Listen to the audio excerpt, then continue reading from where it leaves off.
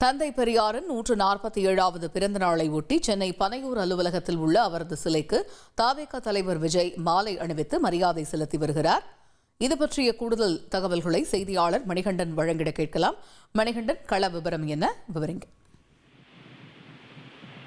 சமூக நீதி போராளி, தொடர்ந்து தமிழ்நாட்டில் சுயமரியாதை இயக்கத்திற்கான தோற்றுவித்த தந்தை பெரியாருடைய 147வது பிறந்த நாள் இன்று நாடு முழுவதும் பல்வேறு இடங்கள்ல அனுசரிக்கப்படுகிறது.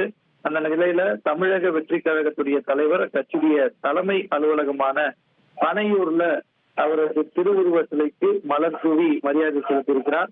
தமிழக வெற்றி கழகத்தை பொறுத்தவரையில அவர்கள் பின்பற்றக்கூடிய கொள்கை தலைவர்கள்ல முதன்மையானவராக தந்தை பெரியார் இருக்கிறார்.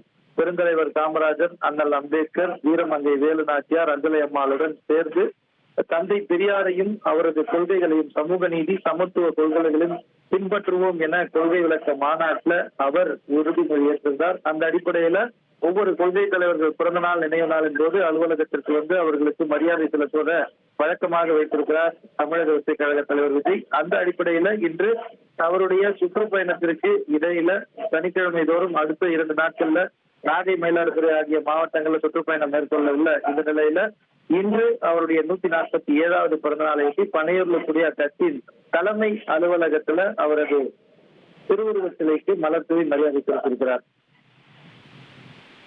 தகவல்களுக்கு நன்றி மணிகண்டன்.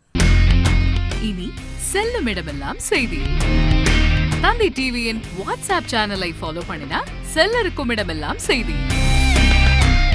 இதோ QR கோட் இப்பவே ஸ்கேன் பண்ணுங்க, ஃபாலோ பண்ணுங்க.